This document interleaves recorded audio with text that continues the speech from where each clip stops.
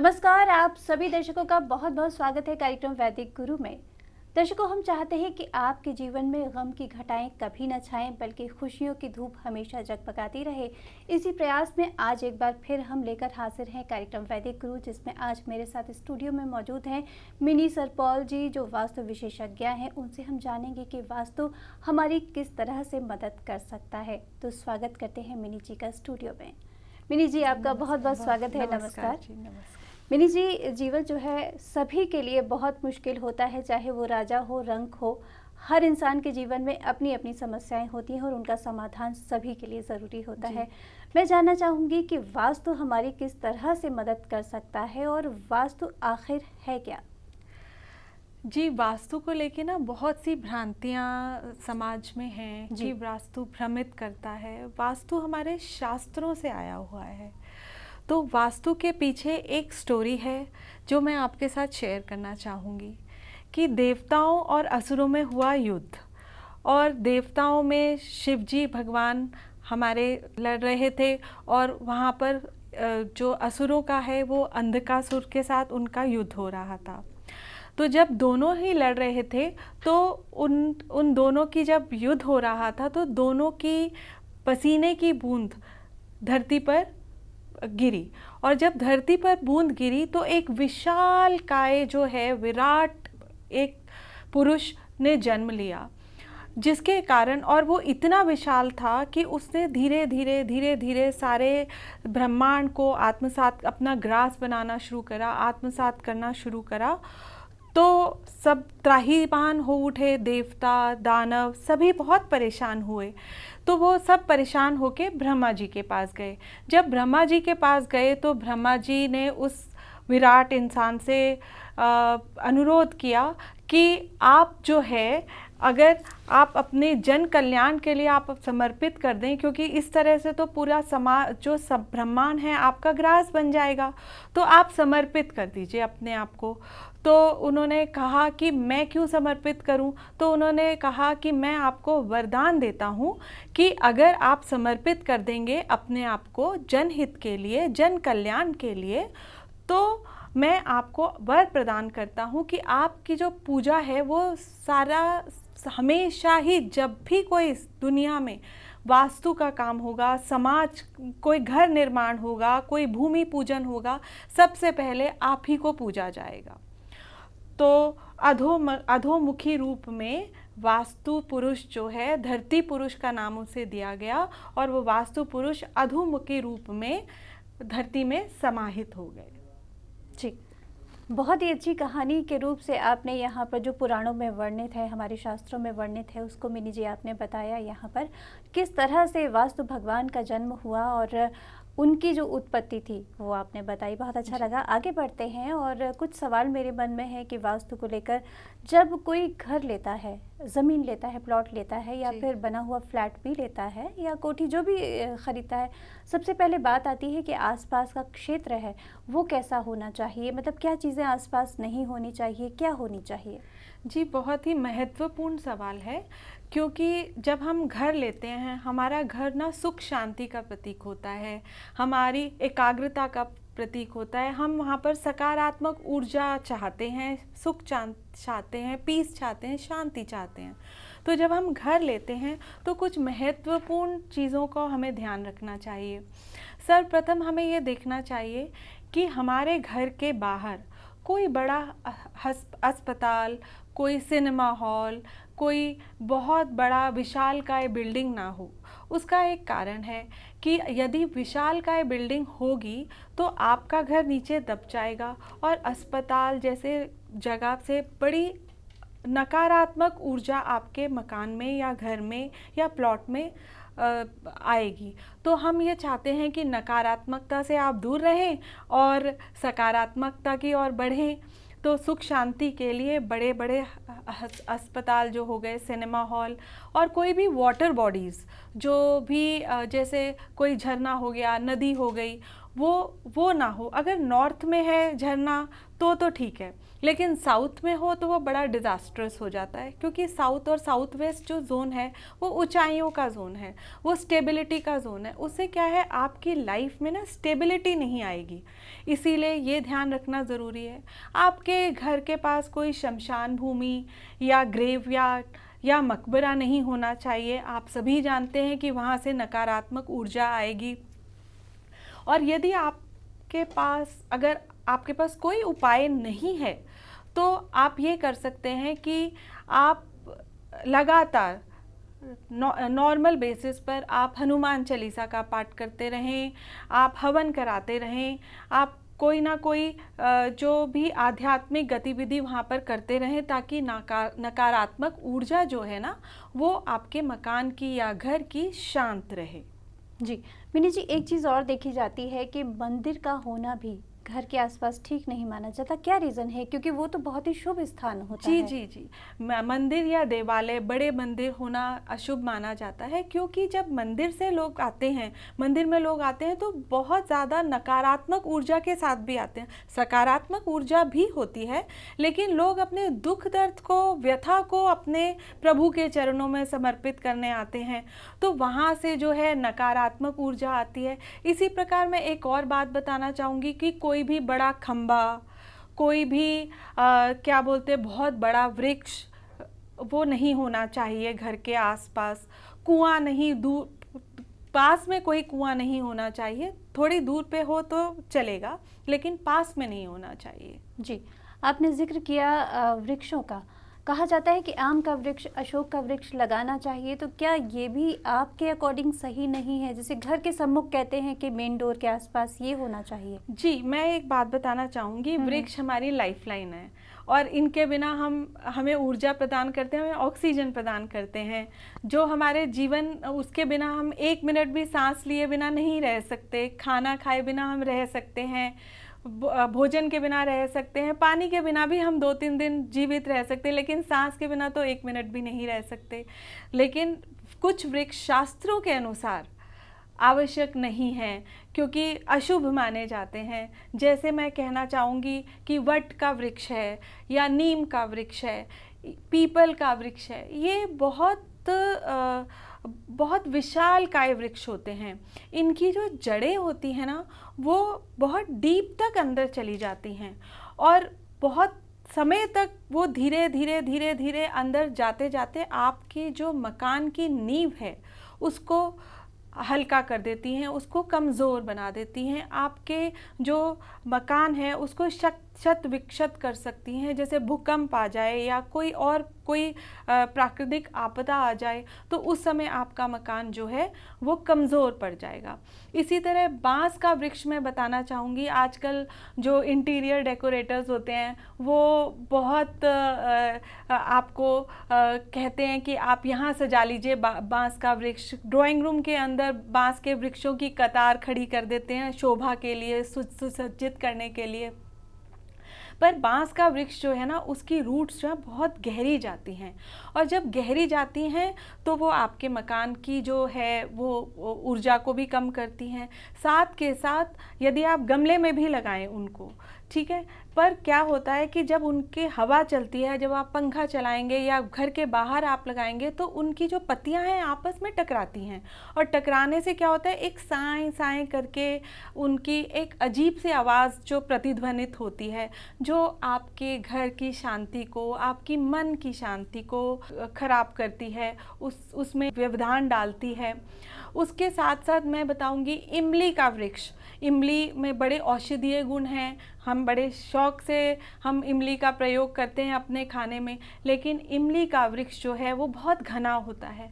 माना जाता है कि भूत प्रेत या अमानवीय आत्माएं उस पर आकर आकर्षित होती हैं या बैठती हैं, और इमली के फल से ना एक बहुत विचित्र सी सुगंध आती है जो आपके मन को विचलित करती है, जिससे आपके आपके घर के पास इमली का वृक्ष नहीं होना चाहिए।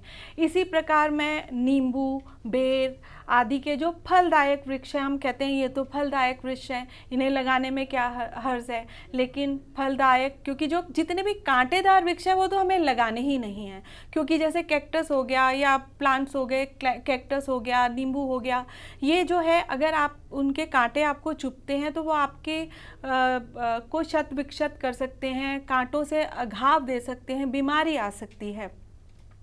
तो मेरी सलाह है कि या हमारे शास्त्रों में भी इनको वर्जित कहा गया है। तीसरा मैं कहना चाहूँगी कि जो शुभ वृक्ष हैं, जैसे कटहल का हो गया, अशोक का हो गया, अर्जुन का हो गया, चंपा हो गई, चमेली हो गई, शमी का वृक्ष हो गया, ये हमें अवश्य लगाने चाहिए। और मैं एक और बात कहना चाहूँगी कि कभी कभी ऐसा होता है कि हमारे घर के आसपास बहुत बड़ा वृक्ष है और हमें एक मानवीयता के रूप में हमें ये लगता है इतने बड़े वृक्ष को हमें का हनन नहीं करना चाहिए, हमें काटना नहीं चाहिए उसको। ये हमारे जैसे कहते हैं ना कि हम अपने अधिकारों का हनन कर रहे हैं, कि वो नहीं करना चाहिए। तो उसके लिए मैं एक साधारण सा उपाय बताती हूँ कि उसके बीच में हमें कोई भी शुभ वृक्ष लगा लेने चाहिए, जिससे सकारात्मक ऊर्जा प्रवाहित हो और नकारात्मक ऊर्जा का हनन हो। और शुभ वृक्ष और पौधों में सबसे महत्वपूर्ण है हमारी तुलसी जी, तुलसी माता। हमें उसको ज़रूर लगाना चाहिए, क्योंकि तुलसी जी जो हैं वो बहुत कल्याणकारी हैं। वो हरि भक्ति देने वाली हैं, सुख देने वाली हैं, समृद्धि देने वाली हैं, अर्थ देने वाली हैं, और आपका जो ईश्वर के प्रति जो आप समर्पण है वो देने वाली हैं, पुत्र भी देती हैं, समृद्धि भी देती हैं। और मैं एक बड़ी रोचक जानकारी आपके साथ शेयर करना चाहूँगी कि तुलसी का जो पौधा है वो आप किसी भी डायरेक्शन में लगा सकते हैं, केवल एक दक्षिण दिशा को छोड़कर। दक्षिण दिशा ना यम द्वार होती है, तो उस दिशा में तुलसी का पौधा लगाना वर्जित है। अदरवाइज़ आप किसी भी डायरेक्शन में आप तुलसी का पौधा आप लगा सकते हैं, और जो आपको सकारात्मक ऊर्जा भी देगी, और ये प्यूरीफायर का काम भी करते हैं, एयर प्यूरीफायर का। और एक और रोचक जानकारी देना चाहूँगी कि तुलसी जी जो हैं, तुलसी माता जो हैं, वो लगाने से जो सुबह सुबह आप प्रातःकालीन दर्शन उनके करते हैं, तो जो आप सोने का दान करते हैं उस अनुरूप आपको उसका फल या वर मिलता है। जैसे आजकल कलयुग है और कहते हैं ना, कलयुग में केवल नाम आधारा, तो जैसे कलयुग केवल नाम धारण करके ही या नाम जप करके ही आप अपना कल्याण कर सकते हैं, इसी तरह तुलसी का केवल दर्शन मात्र करके ही आप सोने के दान जैसा पुण्य प्राप्त कर सकते हैं। जी मिनी जी, बहुत अच्छा लगा कि आपने यहाँ पर न सिर्फ ये बताया कि कौन से वृक्ष लगाने चाहिए, बल्कि आपने एक विकल्प भी बता दिया कि अगर कोई हमारे घर के सामने ऐसा पेड़ लगा हुआ है जिसको काटना वैसे भी कानूनी अपराध माना जाता है, और हमारा खुद भी दिल नहीं करता कि कोई वृक्ष इतने वर्षों से लगा है उसको काटा जाए, और आपने बहुत अच्छा विकल्प बता दिया कि उसके बीच में अगर हम लगा सकते हैं तो तुलसी का पौधा लगा लिया जाए। एक वृक्ष और है केले का वृक्ष, लोग बृहस्पति का रूप मानकर उसको घर के सामने लगाते हैं, क्या उसको लगाना उचित है या अनुचित है? जी, केला भी वर्जित है शास्त्रों अनुसार जी, पर केला के वृक्ष की हम पूजा अवश्य करते हैं, और अगर हम केले का वृक्ष पूजन के लिए अपने आंगन में लगा सकते हैं, घर के अंदर नहीं, थोड़े दूरी पे लगा सकते हैं। और दूसरी बात यह है कि यदि आप केला लगा रहे हैं तो उसके दाएं और बाएं तुलसी जी को विराजमान कीजिए, उससे आपके घर में सुख समृद्धि रहेगी, आप प्रसन्न रहेंगे, आप समृद्ध रहेंगे। जी। तो दर्शकों, यहाँ पर हम मिनी जी से लगातार समझ रहे हैं कि क्या कुछ वास्तु के अकॉर्डिंग हमारे लिए सही होता है, क्या अनुचित है, क्या उचित है। और यहाँ पर हमने ये समझ लिया है, क्योंकि हमारी संस्कृति भी है, सनातन संस्कृति हमेशा वृक्षों का सम्मान करती है। हमारी वो संस्कृति है जो नदियों को माँ कहती है और वृक्षों की पूजा करती है। ऐसी संस्कृति शायद कहीं नहीं है, और हम वास्तु के माध्यम से क्या उचित है, क्या अनुचित लगातार समझ रहे हैं, और सम्मान सहित ये जान रहे हैं कि किस तरह से हम सम्मान देते हुए, चीज़ों का सम्मान करते हुए अपने आप को भी सुरक्षित रख सकें। तो आगे बढ़ते हैं मिली जी। अगर बात होती है वास्तु की, तो सबसे पहले जब घर निर्माण होता है तो कक्ष कहाँ पर हो, बुजुर्गों का कक्ष कहाँ पर हो, बच्चों का कहाँ पर हो, ये सवाल उठता है। तो वन बाय वन मैं आपसे जानना चाहूँगी कि बड़ों से शुरुआत करते हैं, क्योंकि हमारी परंपरा है बुजुर्गों का सम्मान करने की। जो घर के बड़े होते हैं उनका कक्ष किस दिशा में होना चाहिए? जी, मैं आपको बताना चाहूँगी कि जो नॉर्थ ईस्ट में हम बड़ों का कक्ष रख सकते हैं, बच्चों का कक्ष रख सकते हैं। साउथ में, साउथ जो है वो रिलैक्सेशन का जोन होता है, उसमें हम जो मैरिड कपल है उनका कर सकते हैं, क्योंकि सुख शांति चाहिए, रिलैक्समेंट चाहिए, हमें अच्छी नींद चाहिए। तो साउथ डायरेक्शन ना सोने के लिए बहुत अच्छी है। मैं एक और जानकारी देना चाहूँगी कि हमेशा हमें सिर जो है वो साउथ डायरेक्शन में रख के सोना चाहिए और पैर नॉर्थ डायरेक्शन में रखने चाहिए, क्योंकि साउथ डायरेक्शन मैंने आगे भी जिक्र किया कि यम की डायरेक्शन है। तो जब हम साउथ डायरेक्शन में सिर करके सोते हैं तो हमें वैसी ही नींद आती है, शांति वाली, मग्न वाली नींद आती है, जैसे हम शैया पे बैठे हैं। और हमारे स्वास्थ्य के लिए 7-8 घंटे की अच्छी नींद होना बहुत आवश्यक है। बच्चों का रूम हम नॉर्थ ईस्ट में भी रख सकते हैं। हम बच्चों का रूम साउथ या साउथ वेस्ट में ना रखें, क्योंकि अग्नि कोण है तो बच्चों में एंग्जाइटी, डिप्रेशन और क्रोध बढ़ सकता है।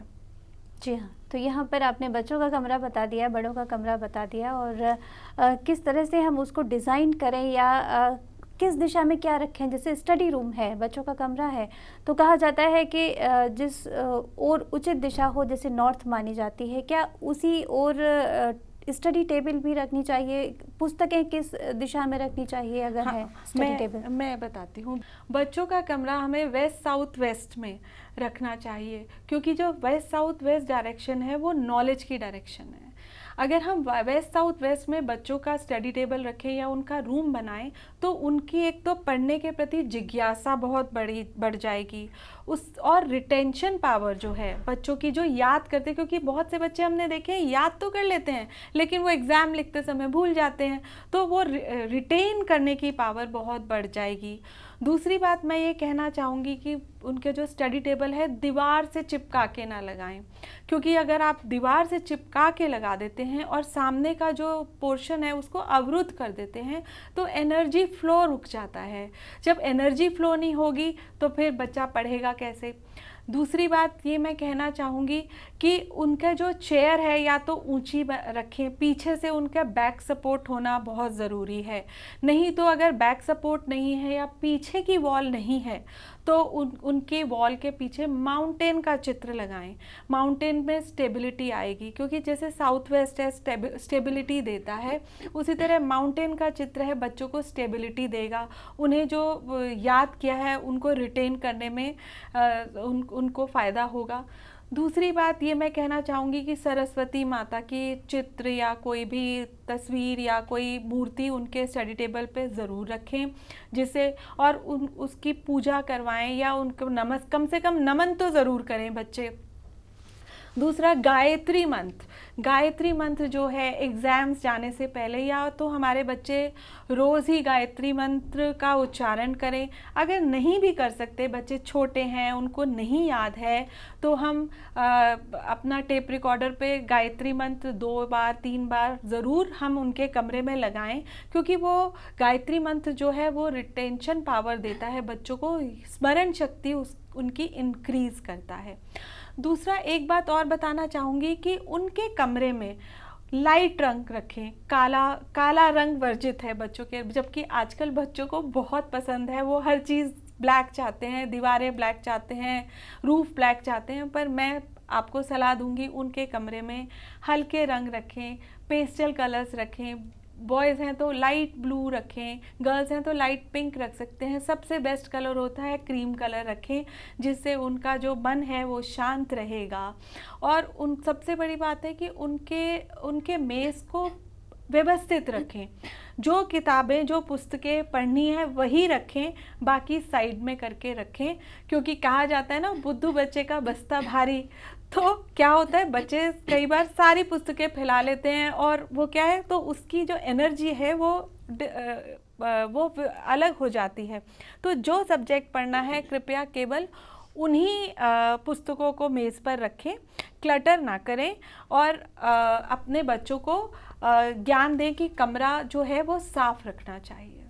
जी मिनी जी, बहुत अच्छी जानकारी आपने यहाँ पर दी है कि बच्चों के लिए किस तरह से हम व्यवस्था कर सकते हैं ताकि उनको जीवन में दिक्कत ना आए। आपने कहा कि मंत्र अगर वो खुद नहीं जपते हैं, क्योंकि अक्सर ये होता है बच्चों को बताया जाता है तो लेकिन उन्हें ये समझ नहीं आती कि उनके लिए क्या उचित है क्या अनुचित है, लेकिन उसे हम रिकॉर्ड करके उनको सुनवा दें, या फिर आजकल तो मोबाइल पे सुविधा उपलब्ध है वो भी हम सुनवा सकते हैं, और इससे बच्चों की जो मस्तिष्क का विकास है, मस्तिष्क का, वो ठीक से हो पाएगा और वो चीज़ों को समझ पाएंगे। आगे बढ़ते हैं और बहुत सारी बातें हैं यहाँ पर आपसे जानने को, क्योंकि वास्तु एक महासागर की तरह है। जितनी बातें हम जानते हैं उससे भी और जिज्ञासा बढ़ती जाती है कि इसके आगे क्या है। किस तरह से अगर हम देखें तो अपने घर का जो वॉशरूम है उसको हम व्यवस्थित तरीके से बना सकते हैं? जी, बहुत ही महत्वपूर्ण सवाल मैं कहूँगी, क्योंकि वॉशरूम एक ऐसा स्थान है जिसका सही दिशा में होना अत्यंत आवश्यक है। सही दिशा तो क्या, मैं बोलूँगी कि आपका वॉशरूम गलत दिशा में नहीं होना चाहिए, वो सबसे इम्पॉर्टेंट है। जैसे मैं बोलना चाहूँगी नॉर्थ ईस्ट या नॉर्थ ईस्ट में आपका वॉशरूम वर्जित है मतलब बिग नो।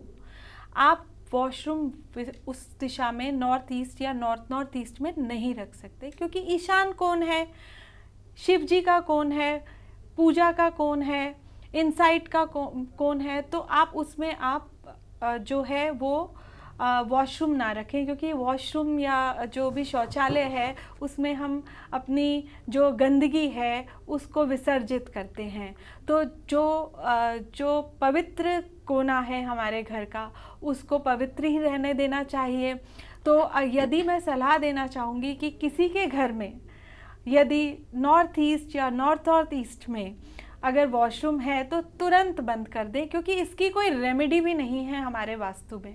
और दूसरी बात, बहुत सी तकलीफ़ें हो सकती हैं, क्योंकि उस दिशा में ईशान कोण में वास्तु पुरुष, जो हमने आगे जिक्र करा था, वास्तु पुरुष का सिर है। जो हमारा मस्तिष्क है वो समस्त चीज़ों को ग्रहण करता है। यदि मस्तिष्क ही बाधित हो जाएगा तो सोचिए आपका क्या हाल होगा, क्योंकि मेमोरी लॉस हो सकता है, आपको नर्वस ब्रेकडाउन हो सकता है, आपकी सुख शांति विच्छिन्न हो सकती है, आपके सोचने समझने की, डिसीजन लेने की पावर ख़त्म हो सकती है, आप विचलित रह सकते हैं, आपको एंग्जाइटी हो सकती है, इवन क्रॉनिक डिजीज़ेस भी हो सकती हैं, कैंसर जैसी। इसीलिए बहुत महत्वपूर्ण है कि आप इस दिशा में वॉशरूम न रखें। एक और दिशा मैं बोलना चाहूँगी कि साउथ वेस्ट भी बिग नो है, डिज़ास्ट्रस है। जो नॉर्थ ईस्ट है वो तो फेटल है और ये डिज़ास्ट्रस है साउथ वेस्ट, क्योंकि उसका एक रीज़न है। जो साउथ वेस्ट है वो हमारे पितरों का स्थान है और स्टेबिलिटी का स्थान है। स्टेबिलिटी की जगह हमने ले आए हम वॉशरूम, ठीक है, जो हम वेस्ट अपना विसर्जित कर रहे हैं। जहाँ हमें स्टेबिलिटी चाहिए तो वहाँ हम वेस्ट विसर्जित कर रहे हैं, तो हमारी लाइफ में कैसे आएगी स्टेबिलिटी। इसीलिए, और यहाँ पितरों का स्थान है, केवल एक ही स्थान है जहाँ पर आप पितरों की तस्वीरें लगा सकते हैं, वो है साउथ वेस्ट। तो सबसे बड़ी बात है कि यदि आप इस एरिया में अगर आप अपना वॉशरूम है और आप उसे यूज़ करते हैं तो आपको किडनी प्रॉब्लम हो सकती है, आपको हेल्थ इश्यूज़ हो सकते हैं, आपको पितृदोष लग सकता है। और दूसरी बात, ऐसी बीमारियां हो सकती हैं जिनका आपको कारण भी पता ना चले कि क्यों हो रहा है। आप सोच विचार में पड़े रहेंगे कि मुझे ऐसा हो क्यों रहा है, उसका इलाज भी नहीं मिलेगा।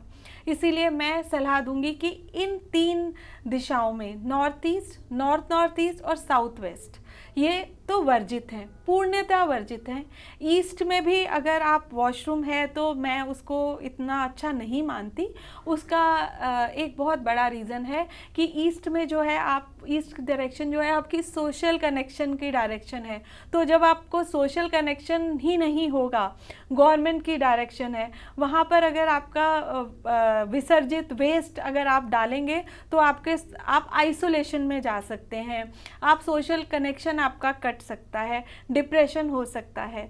तो ये मेरी सलाह है कि इन कुछ दिशाओं को में वॉशरूम ना रखें। जी, मीडी जी बहुत अच्छी जानकारी आपने दी। और अगर हम बात करें, आजकल देखा ये जाता है कि लोगों को रहने को स्थान मिल जाए वही बहुत बड़ी बात होती है। इतनी महंगाई है और मेट्रोपॉलिटन सिटीज़ जो हैं उनमें तो घर लेना ही मुश्किल है, हम ब्रह्म स्थान की कल्पना भी नहीं कर सकते। फ्लैट्स होते हैं, बने बनाए फ्लैट्स होते हैं, जैसा भी बनता है लोग ले लेते हैं और ऊंचे ऊंचे दामों पर लेते हैं, लेकिन कहीं ब्रह्म स्थान की जगह नहीं होती। कितना महत्वपूर्ण होता है ब्रह्म स्थान, अगर नहीं है तो उस प्लेस को किस तरीके से घर में रखा जाए? जी, ब्रह्म स्थान ना बहुत इम्पॉर्टेंट है, सेंटर ऑफ द हाउस। सभी डायरेक्शंस, आप घर की सभी डायरेक्शंस का जो वो आप नाप तोल करते हैं वो सेंटर ऑफ द ब्रह्म स्थान से ही किया जाता है। सेंटर कभी भी अवरुद्ध नहीं होना चाहिए। हाँ, मैं मानती हूँ कि आजकल फ्लैट्स हैं, छोटे छोटे हैं और वहाँ पर ब्रह्म स्थान का ध्यान रखना मुश्किल है, लेकिन कुछ चीज़ें हमें फ्लैट लेते समय ध्यान रख लेनी चाहिए कि जैसे ब्रह्म स्थान में पिलर नहीं हो, कोई बीम ना हो, कोई स्टेयरकेस ना हो, कोई एलिवेटर ना हो, इन चीज़ों का हम ध्यान रखें। दूसरा, अगर हम ये देखते हैं कि हमारा सोफ़ा पड़ा है या फिर हमारा डाइनिंग टेबल ब्रह्म स्थान में है, क्योंकि ब्रह्म स्थान जो है ना वो जैसे एक बच्चा जन्म लेता है माँ की नाभि से जुड़ा होता है, तो ब्रह्म स्थान वो नाभि है, हमारा स्टमक है, हमारे पेट है, ठीक है। तो वहाँ पर अगर हम कहते हैं ना कि हमारे पेट में खराबी होगी तो हमारा स्वास्थ्य कभी ठीक रह ही नहीं सकता। तो ब्रह्म स्थान बहुत इम्पॉर्टेंट है, जैसे ईशान कोण इम्पॉर्टेंट है, नॉर्थ ईस्ट बहुत इम्पॉर्टेंट है, पायस स्थान है, ऐसे ही ब्रह्म स्थान जो है वो बहुत पायस स्थान है, उसका ध्यान रखना अत्यंत आवश्यक है। इन केस आपका कोई सोफ़ा, क्योंकि अगर आप ये देख लेते हैं कि स्टेयरकेस नहीं है वो तो हटाया नहीं जा सकता, लेकिन हम सोफ़ा, डाइनिंग टेबल, अगर हमारा कोई चेस्टर पड़ा हुआ है ब्रह्म स्थान पर, तो हम चलो अब हमारे पास कोई ऑप्शन नहीं है तो हम रख लेते हैं, पर हमें ये ध्यान रखना है कि हम हर दूसरे दिन उसको हिला कर उसकी सफाई करें, ताकि वो जो एनर्जी फ्लो है वो लगातार होता रहे। हमारी जो पॉजिटिव एनर्जी है, सकारात्मक एनर्जी है, उसमें अवरुद्ध नहीं होना चाहिए आने में। इसीलिए मेरी सलाह है कि वैसे तो रखें ना हम, जो ब्रह्म स्थान सेंटर ऑफ द हाउस होता है उसका कम से कम 3-3 इंच का जो कोना है, वो जो चारों कोने उसके छोड़ दीजिए। और अगर आपके पास वो भी ऑप्शन नहीं है तो ब्रह्म स्थान में आप कोई ऊपर लाइट येलो कलर लगाएं, क्रिस्टल लगाएं, क्रिस्टल बॉल्स का विंडचिम लगा सकते हैं। दूसरा, तुलसी का पौधा रख सकते हैं, क्योंकि तुलसी माँ तो हमें हमेशा ही रक्षा और सकारात्मक ऊर्जा प्रदान करती हैं, तो तुलसी रखी जा सकती है। हाँ, मैं एक बात और बताना चाहूँगी कि मंदिर बनाया जा सकता है, अगर हम ब्रह्म स्थान में चाहें तो मंदिर आप रख सकते हैं। तो ये मैं कहूँगी कि अगर आपके पास कोई ऑप्शन नहीं है तो आप जो भी आप कुछ भी रखते हैं तो उसको हिलाते रहें, ताकि एनर्जी फ्लो निरंतर बना रहे और आपके घर की सुख समृद्धि हमेशा बनी रहे। जी मिनी जी, आपने ये बता दिया, लेकिन अब जैसा कि आपने मंदिर का जिक्र किया, तो अगर ब्रह्म स्थान में नहीं रख सकते हैं तो भी भगवान का स्थान कहाँ पर रखा जाए, क्या उचित स्थान है? जी, मंदिर का स्थान है जी ईशान कोण, नॉर्थ ईस्ट, जो हमारी सबसे पायस स्थान है, जो इनसाइट की स्थान है, क्लैरिटी ऑफ माइंड की स्थान है, जो आपके ईश्वर के साथ कनेक्शन का स्थान है। ये जो यहाँ पर आप योगा कर सकते हैं, मंदिर लगा सकते हैं। और मैं एक बात और कहना चाहूँगी कि मंदिर में लोग जो हैं, मैंने बहुत देखा है, गिफ्ट आ गई, कोई मूर्ति है, 2-2 3-3 गणेश जी की मूर्तियाँ रख दी, लक्ष्मी जी की मूर्ति रख दी। आपके मंदिर में एक भगवान की केवल एक मूर्ति होनी चाहिए, उससे ज़्यादा मूर्तियाँ वर्जित हैं। दूसरा, गणेश जी की मूर्ति के साथ आप पीछे पीठ करी हुई, उनकी पीठ से पीठ जुड़ी हुई एक मूर्ति अवश्य रखें, जो आपके लिए कल्याणकारी होगी। तीसरा, छोटी मूर्तियों का प्रयोग करें मंदिर में, बड़ी बड़ी मूर्तियों को स्थापित ना करें। अगर आप बड़ी मूर्तियां स्थापित करते हैं, उनका एक अलग विधि विधान होता है पूजन का, क्योंकि हम उस तरह से प्रतिदिन पूजन में विधि विधान से पूजन नहीं कर पाते हैं। शिवलिंग ना रखें मंदिर में। दीवारें जो है मंदिर की, वो आप येलो रख सकते हैं, केसरिया रख सकते हैं, हनुमान जी का कलर है तो लाइट रंग रखें, काला रंग वर्जित है। और यदि आपका मंदिर बड़ा है तो आप अगर प्रॉपर मंदिर है, आप उसके किवाड़ 2 किवाड़ रखें और उसकी लकड़ी ध्यान दीजिएगा कि उसकी लकड़ी भी किसी अशुभ वृक्ष की नहीं होनी चाहिए, उसमें शुभ वृक्ष की लकड़ी का प्रयोग करें। और ऊपर से आप डोम लगा सकते हैं, अगर आपके पास जगह है तो डोम लगा सकते हैं। तो ये ध्यान रखना है, मंदिर में काले रंग का प्रयोग वर्जित है। मैं बिल्कुल समर्थन नहीं करूँगी, आजकल लोग चमकीला काला रंग बैक में लगा देते हैं। तो आप ध्यान रखें कि जब आप पूजा करते हैं तो नॉर्थ या ईस्ट की तरफ आपका मुख करके आप पूजा करें। साउथ की तरफ कोई भी मूर्ति ना रखें। साउथ यम कोण है, यम का स्थान है, साउथ के दिशा में मूर्तियां रखना वर्जित है। जी मिनी जी, बहुत अच्छा लगा। सवाल बहुत सारे थे लेकिन समय अनुमति नहीं दे रहा है, तो बस इतना कहना चाहूँगी कि आप स्टूडियो में आई, इतनी अमूल्य जानकारी दी, उसके लिए आपका बहुत बहुत धन्यवाद। नमस्कार। Thank you. नमस्कार।